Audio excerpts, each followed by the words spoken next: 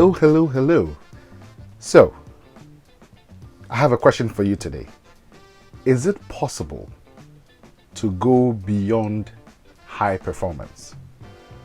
Is it possible to go beyond high performance? What do you think? Well, this week I'd like to share with you, actually, I'd love for you to go to my website and get a link to an article that is titled the same way, written by the CEO of another coaching firm called Novus Global. That's the name of the firm. Now, I have a friend and a strengths coach called Dan, and Dan is the chief operations person for this coaching company called Novus Global. And so he introduced me to their CEO Jason's article. Dan introduced me to Joseph, who is my coach. So I've told you, never get a coach who doesn't have a coach, right? And I'm living what I preach. So I have a coach from Novus Global called Joseph Thompson. And it was Joseph who introduced me to this article with the title, Can You Go Beyond High Performance? And the question is yes. Now the thing is this. Everybody I know wants to be a high performer. And by the way, I don't know any high performer who doesn't have a coach. Be it Rafael Nadal in tennis, or Tiger Woods in golf, or LeBron James. Every high performer I know has a coach. Every one of us needs a coach. But guess what? Every leader needs a caring and competent coach as well. But that's beside the point. In management practice, typically all employees are classified in these three. If you've read Winning by Jack Welch, that's one of the things Jack loved to do and to teach. He called it differentiation, separating your sheep from your goats, so to speak. So there are the low performers, the mid performers, and the high performers, right? The low performers, the question the low performer asks himself is, what is the least I can do to not get fired, right? The mid performer, the average performer says, how can I do a good job? But the high performer says, how can I be the best? How can I be the best? Now the thing is that every one of these three levels, every one of these three kinds of people can get a coach to move to the next level. But the challenge with high performance is this.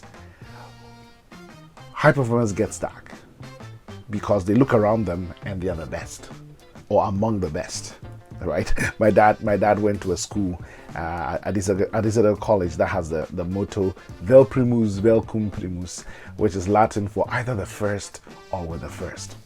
Now the challenge with being the first or the best is this. We get stuck because we keep comparing ourselves to each other, and we are the best. Actually being a high performer can be a problem because arrogance sets in. You don't like feedback. Many high performers don't want feedback because they're good enough at what they do. Others start getting jealous of them and all of that. But be that as it may, the level beyond high performance is something called meta performance. At least that's what Jason calls it, and I like it because this is meta as in metamorphosis. It asks the question, not what is the least I can do to get by, not what can I do to do a good job, not am I the best in this place, but the question you ask when it comes to meta performance is, what am I capable of? What am I capable of? My friends, when you ask yourself that question, it changes everything. Yes, you may be the best doctor in your practice, but what are you capable of? And you may realize that, oh my goodness, yes, I can be a doctor, but I could also be a lecturer, or I could do this, or I could do that. What am I capable of? This week I want to leave you with that thought, because I want to keep these videos short, 5 minutes or under if I can. Go beyond high performance.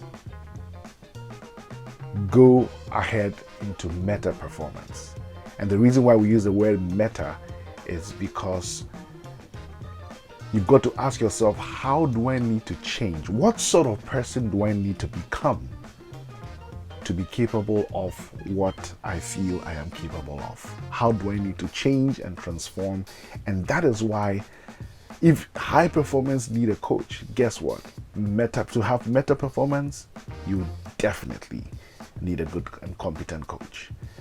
I'm set to set myself a target to train at least 60 coaches by the end of this year, because everyone needs a coach and every leader needs one, a caring and competent one. So either you get a coach as soon as possible if you haven't found one, or you train to be a coach. But whether you train to be a coach or not, every one of us needs a coach to help us move from low performance to mid performance, from mid performance to high performance, and even go beyond high performance into meta performance. Go for it.